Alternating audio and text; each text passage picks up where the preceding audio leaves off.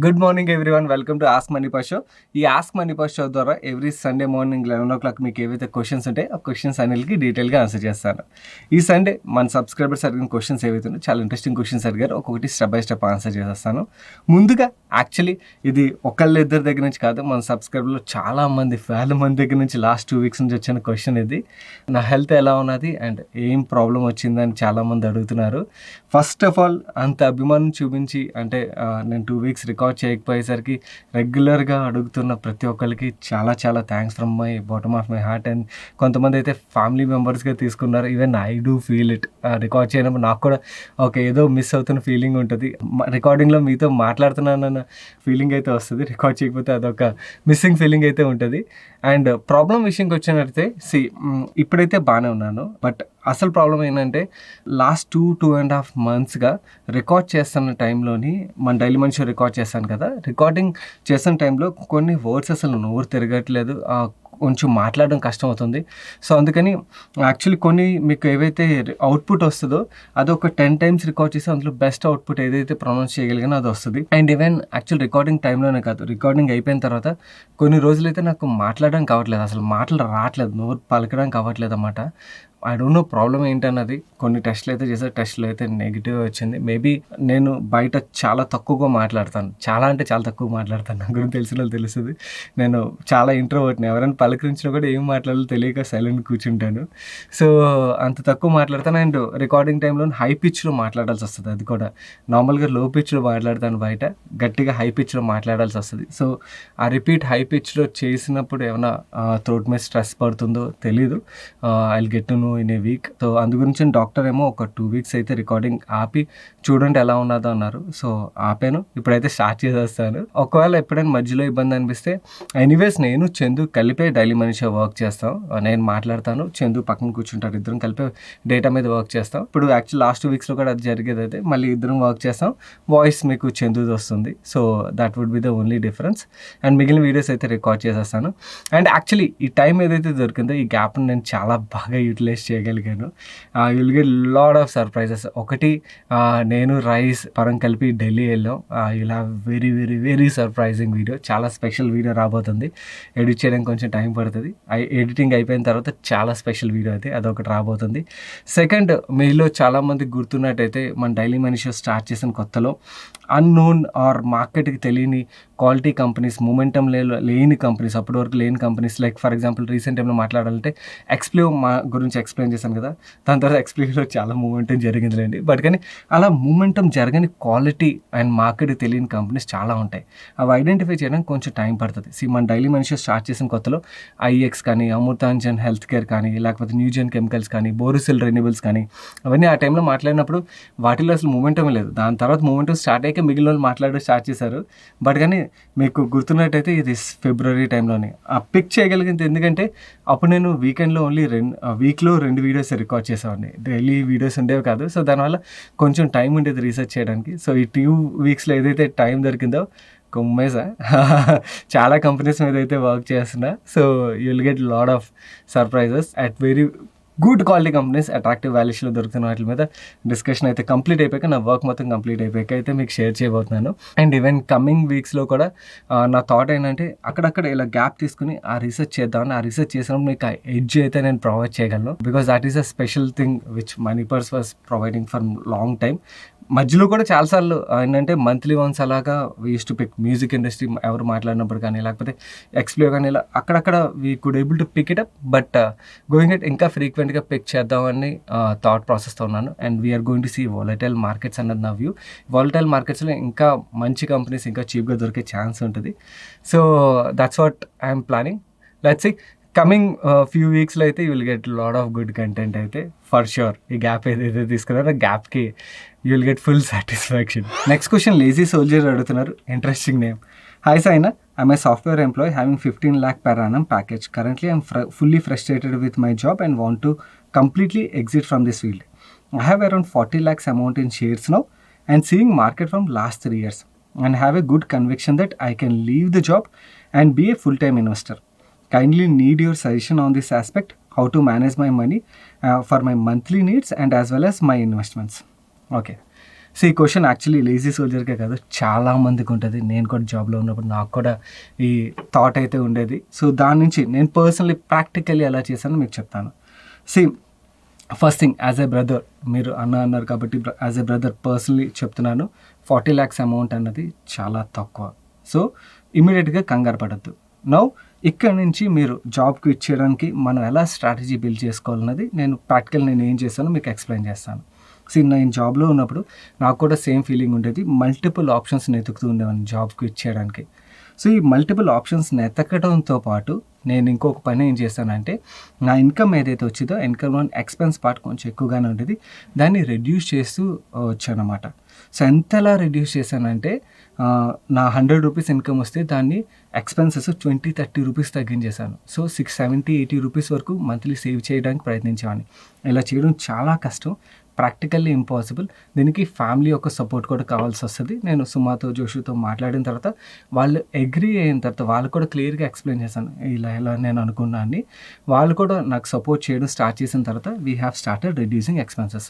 ఈ expenses reduce చేయాలంటే మనం ఉంటున్న ఇంటిని చిన్నింటికి వెళ్ళాలి. చిన్నింటికి మూవ్ అయినప్పుడు మనం రెంటల్ ఏదైతే ఎక్స్పెన్స్ ఉంటుందో ఇవన్నీ కూడా సేవ్ చేయగలుగుతాం. సో ఇవన్నీ చేయగలిగాను. నౌ ఇక్కడ ఇలా చేయాలంటే చాలా కష్టం చాలామందికి. ఎందుకంటే ఫ్యామిలీలో వేరే రిలేటివ్స్ ఏమనుకుంటారో, ఫ్రెండ్స్ ఏమనుకుంటారో అని ఫీల్ అవుతుంటారు. సో అలాంటివన్నీ పక్కన పెట్టండి. అనుకునే వాళ్ళు ఎప్పుడైనా అనుకుంటారు, మీరు బాగున్నా అనుకుంటారు, బాగాలేకపోయినా అనుకుంటారు. మనం మంచి కోరేవాళ్ళు మనం ఎలా ఉన్నా మంచి కోరుతారు, మళ్ళీ ఎవరైనా అనుకోవాలనుకున్న వాళ్ళు ఎలాగైనా అనుకుంటారు. సో వాళ్ళని పక్కన పెట్టేసినప్పుడు మనం ఇది చేయగలం. సో అదొక మైండ్లో ఇన్హిబిషన్ పక్కన పెట్టేసి మీ ఎక్స్పెన్సెస్ మ్యాక్సిమం రిడ్యూస్ చేయడానికి ప్రయత్నించండి అండ్ మ్యాక్సిమం ప్రతి నెల సేవ్ చేయడానికి ప్రయత్నించండి. So that you can build a better corpus.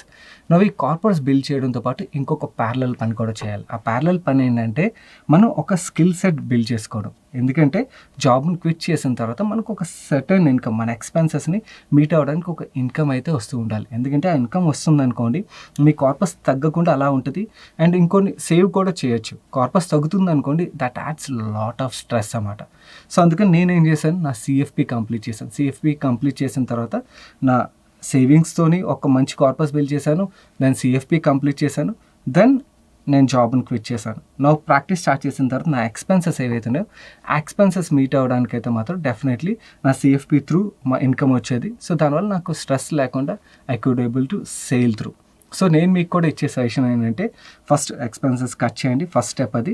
ఎందుకంటే చాలామంది జాబ్లో ఉన్నప్పుడు ఎక్స్పెన్సెస్ కట్ చేయలేకపోయారు అనుకోండి, జాబ్ మానేసిన తర్వాత కూడా మీరు ఎక్స్పెన్సెస్ కట్ చేయలేరు. చాలామంది అనుకోవచ్చు, నేను జాబ్లో ఉన్నప్పుడు ఓకే ఇప్పుడు సంపాదిస్తున్నాను కాబట్టి ఇంత స్పెండ్ చేస్తాను, అదే సంపాదించినప్పుడు ఇంత స్పెండింగ్ ఉండదు, ఎక్స్పెన్సెస్ తగ్గించేస్తాను అని. నో, అది మన స్పెండింగ్ అన్నది హ్యాబిట్ అన్నమాట. ఆ హ్యాబిట్ని మనం కొన్ని సంవత్సరాలు బిల్డ్ చేసుకోవాలి. సో అది బిల్డ్ చేసుకున్న తర్వాత సెట్ అయింది అనిపించిన తర్వాతే మనం డెసిషన్ తీసుకోవాలి. మీ కార్పస్ ఏదైతే ఉన్నదో ఆ corpus at least minimum to minimum చెప్తున్నాను, ఒక 10 సంవత్సరాల ఎక్స్పెన్సెస్ సరిపడా ఉన్నప్పుడు మాత్రమే జాబ్ని క్విట్ చేయడానికి ప్రయత్నించండి. అప్పుడు ఏంటంటే, ఒకవేళ మనం ఏదైతే వేరే ఎంటర్‌ప్రెన్యూర్‌షిప్ స్టార్ట్ చేద్దాం ఏదైతే థాట్‌లో ఉంటామో అది ఫెయిల్ అయినా కూడా యూ విల్ హ్యావ్ కుషన్, స్ట్రెస్‌లోకి వెళ్ళదు. ఫ్యామిలీ నీడ్స్ ఇవన్నీ స్ట్రెస్‌లోకి వెళ్ళవు అన్నమాట. సో మీకు ఎక్స్పెన్సెస్ ని మేనేజ్ చేసుకొని మీరు ఇంకొక స్కిల్ సెట్ డెవలప్ చేసుకోవడం కానీ, ఇంకొక జాబ్కి వెళ్ళడానికి కానీ మీకు ఒక కంఫర్ట్ అయితే దొరుకుతుంది. సో 10 years సరిపడా ఎక్స్పెన్సెస్ ఉంచుకోవడానికి ప్రయత్నించండి. అగైన్ స్కిల్ సెట్ అనగానే ఇక్కడ ఇంకో ఇంపార్టెంట్ క్లారిఫికేషన్ ఇవ్వాలి. లాస్ట్ 1.5 yearలో చాలామంది ట్రేడింగ్ ద్వారా మంత్లీ ఇన్కమ్ సంపాదించవచ్చు అనే పర్సెప్షన్లోకి వెళ్తున్నారు. నిజం చెప్తున్నాను, okay, that is not reality. Okay, అదే నిజమైతే ట్రేడింగ్ అన్నది ఇప్పుడు లేదు కదా, 100 సంవత్సరాల నుంచి ఉన్నది. అండ్ ఇప్పుడు ఏవైతే స్ట్రాటజీలు మాట్లాడుతున్నారో అవన్నీ 100 సంవత్సరాల నుంచి ఉన్నాయి, ఇప్పుడు పుట్టినవి కాదు. సో అందరి వల్ల కాదు, అంటే కొంతమంది చేయొచ్చేమో కానీ అందరి వల్ల అయితే ప్రాక్టికల్లీ కాదు. సో ప్రతి ఒక్కళ్ళు లాస్ట్ 1.5 year చూసి ఆ పర్సెప్షన్లోకి వెళ్ళి జాబ్ మానేసి ట్రేడింగ్ ద్వారా నెల ఖర్చుల్ని మీట్ అవుదాం అనుకున్నట్టయితే గెటింగ్ ఇంటూ ఏ రాంగ్ పర్సెప్షన్ ఆల్టుగెదర్. బుల్ మార్కెట్నే కాదు, బేర్ మార్కెట్ని కూడా చూసి మీరు ఆ టైంలో ఇన్కమ్ సంపాదిస్తున్నారు లేదో టెస్ట్ చేసుకున్న తర్వాత దెన్ అప్పుడు దిగడం వుడ్ బి బెటర్. సో కంగారు పడిపోయి ఓన్లీ ఒక సైకిల్నే చూసి డెసిషన్ తీసుకోవడం అన్నది రాంగ్ స్టెప్ అవుతుంది. దీనికన్నా మీకు స్కిల్ సెట్ ఏదైతే ఉన్నదో, మీకు సెట్ అయ్యే స్కిల్ సెట్ ఏదైతే ఉన్నదో దాన్ని డెవలప్ చేసుకోండి. నెక్స్ట్ 5 yearsలోని స్కిల్ సెట్ ప్లస్ 10 years సరిపడా ఇన్కమ్, ఇవన్నీ సెట్ అయిన తర్వాత అప్పుడు జాబ్ క్విట్ చేయడానికి ప్రయత్నించండి. You can do lot better. And in fact entrepreneur అయిన తర్వాత మీ ఎక్స్‌పెన్స్‌లు సరిపడానే కాదు, మీరు ఇంకా ఎక్కువే సంపాదించొచ్చు. మీ ఇన్వెస్ట్‌మెంట్స్‌ని ఇంకొంచెం బెటర్ చేయొచ్చు. So this is the practical way of doing it. కొంత డిసప్పాయింట్ అవ్వచ్చు, ఎవరైతే ట్రేడింగ్ ద్వారా డబ్బులు సంపాదించలేరు అని చెప్తే కొంతమంది అయితే డెఫినెట్లీ డిసప్పాయింట్ అవుతారు. బట్ కానీ దిస్ ఈస్ ద రియాలిటీ అండి, నిజం ఇది. వందల సంవత్సరాల నుంచి అయితే ఉన్నది. ఓకే, సో మొత్తం ఒక సైకిల్ చూసిన తర్వాత ఇంకా మీరు స్టిల్ సంపాదిస్తున్నారంటే అప్పుడు ఓకే. బట్ ఒక సైకిల్ అంటే హాఫ్ సైకిల్ మాత్రమే చూసి, పైకి వెళ్తున్న సైకిల్ మాత్రమే చూసి అలా డెసిషన్ తీసుకున్నట్టయితే చాలా రాంగ్ స్టెప్ తీసుకున్నట్టు అవుతుంది. అండ్ ట్రేడింగ్లో డబ్బులు కోల్పోయే ఛాన్స్ కూడా ఉంటుంది. ఉన్న కార్పస్ని కోల్పోయినట్టయితే ఇంకా స్ట్రెస్ యాడ్ అవుతుంది. సో అలా కాకుండా స్కిల్ సెట్ డెవలప్ చేసుకోండి. అండ్ నేను చెప్పిన steps: expenses reduction, save more, and 10 years సరిపడా కార్పస్ బిల్డ్ చేయండి. దాని స్కిల్ సెట్ డెవలప్ చేసుకోండి. బయటకు వచ్చిన తర్వాత మీ నెల ఖర్చులు ఆ స్కిల్ సెట్తో వచ్చేటట్టు చూసుకోండి. ఇవన్నీ చేయగలిగినట్టయితే మీకు ఆ కాన్ఫిడెన్స్ ఉన్నప్పుడు you can quit your job. So that would be the better way of doing it. నా ఇది సండే ఫండే టైం. ఈసారి సండే ఫండే సజెషన్ విషయంకి వచ్చినట్టయితే చాలా ఇంట్రెస్టింగ్ షోని సజెస్ట్ చేయబోతున్నాను. మన ఛానల్కి రిలవెంట్ షో అవుతుంది ఇది. మీలో ఎంతమంది ఫాలో అవుతున్నారో లేదో తెలీదు. షార్క్ ట్యాంక్ ఇండియాకి వచ్చింది. షార్క్ ట్యాంక్ ఇండియా షోస్ అయితే స్టార్ట్ అయ్యాయి. చాలా ఇంట్రెస్టింగ్ ఉన్నాయి. ఎవరికైతే తెలీదో షార్క్ ట్యాంక్ గురించి వాళ్ళకి చెప్తున్నాను. ఈ షోలో ఏం జరుగుతుందంటే మన రెగ్యులర్ రియాలిటీ షోల్లో కాదు ఇది. బేసికలీ వేరే స్టార్టప్స్ వాళ్ళు వచ్చి అక్కడ వాళ్ళు పిచ్ చేస్తారు, వాళ్ళ స్టార్టప్ గురించి పిచ్ చేస్తారు. పిచ్ చేసిన తర్వాత ఫండ్ రైజ్ చేస్తారన్నమాట. సో దీనివల్ల మనకు వచ్చే లాభం ఏంటంటే మన ఇండియాలో స్టార్టప్ ఈకో సిస్టమ్ ఎలా బిల్డ్ అవుతుందో మనకు ఒక ఐడియా వస్తుంది. అండ్ అలాగే ఒకవేళ మీకు ఫ్యూచర్లో ఏదైనా బిజినెస్ స్టార్ట్ చేయాలని థాట్ ఉన్నదనుకోండి, ఫండ్ రైజ్ చేయడం, మీ పిచ్ ఎలా బిల్డ్ చేసుకోవాలి అండ్ ఎలాంటి పిచ్ బిల్డ్ చేసుకున్నప్పుడు ఇన్వెస్టర్స్ నుంచి క్యాపిటల్ రైజ్ చేయగలరు, ఇలాంటి ఐడియా అంతా వస్తుంది. సోనీలో స్ట్రీమ్ అవుతుంది, తప్పకుండా చూడడానికి ప్రయత్నించండి. అండ్ ఈవెన్ సోనీ సబ్స్క్రిప్షన్ లేకపోయినా జియో టీవీ ఉన్నా కూడా జియో టీవీలో కూడా వెళ్ళి మీరు చూడొచ్చు. Don't miss it. Young people ఎవరైతే ఉన్నారో తప్పకుండా చూడండి. You will definitely gain that skill. మీకు ఫ్యూచర్లో ఎక్కడో ఒక చోట ఉపయోగపడుతుంది. సో ఇది నార్మల్ అదర్ రియాలిటీ షోల్లో కాదు, ఇది మన ఛానల్కి రెలవెంట్ కైండ్ ఆఫ్ షో ఇది. సో మిస్ అవ్వకుండా చూడడానికి ప్రయత్నించండి. నెక్స్ట్ క్వశ్చన్ రాజీవ్ అడుగుతున్నారు. Hi Saina, why pharma stocks are displaying weakness? I have invested 3.5 lakhs each in Laurus and Divi's and both are down substantial. Please explain. Sector rotation bull మార్కెట్స్లో common. ఈ bull market start అయిందే ఫార్మాతో కదా, దాని తర్వాత వేరే సెక్టర్స్ వైపు మనీ మూవ్ అవ్వడం అయితే జరుగుతుంటుంది. అండ్ మళ్ళీ అగైన్ ఫార్మా ఎప్పుడైతే అట్రాక్టివ్ వాల్యుయేషన్ ఉన్నదని మార్కెట్ కనిపిస్తుందో ఫార్మా వైపు మనీ మూవ్ అవ్వడం స్టార్ట్ అవుతుంది. సో మన సెక్టర్ ఏదైతే ఆ సెక్టర్ రొటేషన్ జరుగుతుందో దాన్ని బట్టి మనం వెళ్ళడం కష్టం. సో కొన్ని మంచి కంపెనీస్ని హోల్డ్ చేసినప్పుడు, ఇలా కరెక్ట్ అయినప్పుడు వాటిని ఆపర్చునిటీ కింద అయితే తీసుకోవడం good. You are holding very good companies, కంగారు పడాల్సిన పని లేదు. ధైర్యంగా ఉండండి, హోల్డ్ చేయండి. మీరు ఎన్నాళ్ళు హోల్డ్ చేయగలిగితే అంత డబ్బులు సంపాదిస్తారు. సో బుల్ మార్కెట్స్లో సెక్టర్ రొటేషన్ కామన్ కాబట్టి వరీ అవ్వద్దు, కరెక్షన్స్ని ఆపర్చునిటీ కింద తీసుకోండి. నెక్స్ట్ క్వశ్చన్ చైతన్య అడుగుతున్నారు. Why Olectra Greentech is giving multibagger return, not much change in fundamentals and also promote holding decreasing. Is the only EV theme and order book driving the stock? Okay, good question. చాలామందికి doubt ఉండొచ్చు. Olectra విషయంకి వచ్చినట్టయితే Olectraకి they have tie up with BYD. BYD is a giant ఈవీలోని. So Chinese company. So వాళ్ళతో tie up ఉన్నది. So వాళ్ళ దగ్గర చాలా మంచి టెక్నాలజీ ఉన్నది కాబట్టి market is betting on it. And మీకు ప్రమోటర్ స్టేక్ రెడ్యూస్ అవుతున్నట్టు కనబడుతుంది కదా. యాక్చువల్లీ ఆ ప్రమోటర్ దగ్గర నుంచి ఎవరు కొంటున్నారో చూడండి, చాలా స్ట్రాంగ్ హ్యాండ్స్, ఇంటర్నేషనల్ ఫండ్స్ కొంటున్నాయి. సో అందుకని మార్కెట్ అగ్రెసివ్గా బెట్ చేస్తుంది. Personally I have no holdings. Rise and Chandu అయితే పర్సనలీ హోల్డ్ చేస్తున్నారు. Good company. ఈవెన్ వీళ్ళ కెపాసిటీస్ని కూడా ఎక్స్పాండ్ చేస్తున్నారు. సో ఈ కెపాసిటీ ఎక్స్పాన్షన్ వల్ల కూడా వీళ్ళ ఆర్డర్ బుక్ కూడా బాగా గ్రో అవుతున్నాయి. By the way order book grow అవుతుంది అండ్ కెపాసిటీస్ ఎక్స్పాండ్ చేయడం వల్ల వీళ్ళ సేల్స్ కూడా గ్రో అయ్యే స్కోప్ ఉంటుంది. అండ్ BYDతో వీళ్ళకి టైప్ ఉన్నది కాబట్టి దాన్ని కూడా మార్కెట్ అయితే చాలా పాజిటివ్గా తీసుకుంటుంది. నాకు తెలిసి ఎక్కువ పాజిటివిటీ BYD టైప్ వల్ల బాగా బిల్డ్ అవుతుంది అన్నది నా view. And EV definitely because commercial side EV అయితే బాగా ఆర్డర్ బుక్ అది బిల్డ్ అవుతుంది కదా. ఈవెన్ గవర్నమెంట్ నుంచి కూడా బాగా పర్చేసెస్ అయితే వస్తున్నాయి. సో అండ్ ఈవెన్ 3-wheeler సెగ్మెంట్లో కూడా ఎంటర్ అవుతున్నారని రీసెంట్గా ఇంటర్వ్యూ చూశాను. సో అక్కడ నుంచి కూడా గ్రోత్ వస్తుంది. సో ఓవరాల్గా అయితే గ్రోత్కి అయితే చాలా ప్రాస్పెక్ట్స్ ఉన్నాయి. But at the same time stock బాగా రన్ అప్ అయింది. కరెక్షన్స్ ఏమైనా దొరికితే would be good opportunity. But కంగారు పడదు, కరెక్షన్స్ గురించి వెయిట్ చేయడం would be best. Otherwise it's a good company. Next question doctor Sangharsh అడుగుతున్నారు. Sir, I have got allotment in RateGain IPO. Can I add few quantity at this corrected price and wait for few more days? I'm long term investor, will hold it for 5 to 10 years. మీకు నా personal view IPO టైంలో కూడా share చేశాను. నాకు business అయితే చాలా బాగా నచ్చింది. ఈవెన్ ప్రమోటర్స్ కూడా నాకు చాలా బాగా నచ్చారు. కొన్ని ప్రమోటర్స్ మాత్రమే నాకు ఇంటరాక్షన్‌లో బాగా అనిపిస్తారు. సో, ప్రమోటర్ ఇంటరాక్షన్ నాకు చాలా బాగా నచ్చింది. అండ్ బిజినెస్ సైడ్ కూడా నాకు పాజిటివ్‌గా ఉన్నాను. కాకపోతే థర్డ్ వేవ్, కోవిడ్ కేసెస్ ఇవన్నీ పెరుగుతున్నాయి. ఇది ఇంపాక్ట్ ఏదైతే ఉన్నదో దీనివల్ల వీళ్ళ ఫ్యూచర్‌లో బిజినెస్ మీద ఇంపాక్ట్ ఉంటుందని మార్కెట్ అయితే డిస్కౌంట్ చేస్తుంది. సో, ఈ corrections I feel it's a good opportunity అని నేనైతే ఫీల్ అవుతాను. ఎందుకంటే వీళ్ళు గ్రో అవ్వడానికి అయితే ఇమ్మెన్స్ పొటెన్షియల్ ఉన్నది. ఒకసారి ఆ వీడియోని చూడడానికి ప్రయత్నించండి.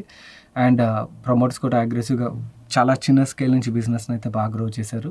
సో, గ్రోత్ పొటెన్షియల్ అయితే ఉన్నది. వాల్యుయేషన్ కొంచెం ఎక్స్‌పెన్సివ్ రావడం వల్ల మార్కెట్‌లో మనకు డిస్కౌంట్ దొరుకుతుంది. అండ్ అలాగే రీసెంట్ అన్సర్టనిటీ ఏదైతే బిల్డ్ అవుతుందో దానివల్ల కూడా డిస్కౌంట్‌లో దొరుకుతుంది. సో, ఈ అన్సర్టనిటీ క్లియర్ అయిపోతే rate gain should do well అనేది నా వ్యూ. మీ రిస్క్ అప్టైట్ బట్టి కాల్ తీసుకోండి. నేనైతే పర్సనల్ అయితే పాజిటివ్. నెక్స్ట్ క్వశ్చన్ R7 అడుగుతున్నారు. CarTrade and Aditya Birla Sun Life AMC నుండి ఎగ్జిట్ అవ్వడం బెస్టా ఆర్ యావరేజ్ చేయడం బెస్టా? ఓకే. కార్ట్రైడ్ గురించి తర్వాత మాట్లాడతాను. Aditya Birla Sun Life AMC విషయంకి వచ్చినట్టయితే ఐఎమ్ వెరీ వెరీ క్లియర్. నేను ఐపీఓ టైంలో కూడా చెప్పాను. ఎందుకు కరెక్ట్ అవుతుందో నాకు తెలుసు. ఎందుకంటే బికాస్ కాంపిటీషన్ బాగా వస్తుంది. సో, కాంపిటీషన్ వల్ల వీళ్ళ మార్జిన్స్ మీద Aditya Birla Sun Life AMC కాదు, ఏఎంసీ ఇండస్ట్రీ మీద అయితే కొంచెం ప్రెషర్ రాబోతుంది. సో, అందు గురించని అది కరెక్ట్ అవుతుంది. దానికి రీజన్ క్లారిటీ ఉన్నది.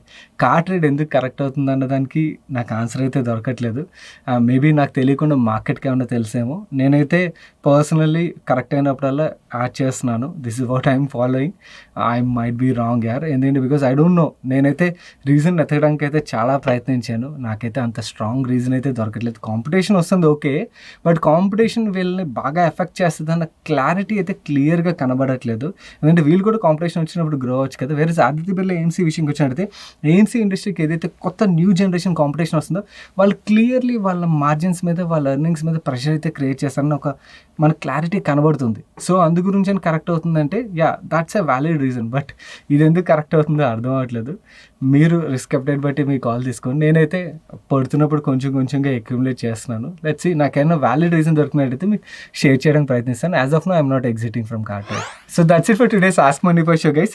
నిన్న రైస్ చందు కలిసి ఒక మంచి షోని అయితే రికార్డ్ చేశారు. యాక్చువల్లీ మన ఫైనాన్షియల్ డిసిప్లిన్స్, మన బేసిక్స్ని రివైజ్ చేయడం చాలా ఇంపార్టెంట్. అది కూడా బుల్ మార్కెట్లో చాలామంది మర్చిపోయి ఇగ్నోర్ చేసేస్తుంటాం. దానివల్ల బేర్ మార్కెట్లో ప్రాబ్లమ్స్ ఫేస్ చేస్తుంటాం. సో, అవన్నీ ఆ ప్రాబ్లమ్స్ ఫేస్ చేయకుండా ఉండడానికి ఏవైతే ఇంపార్టెంట్ బేసిక్స్ మీకు తెలియాలో అలాంటి వాటిని కవర్ చేస్తూ ఒక మంచి షోని అయితే రికార్డ్ చేశారు.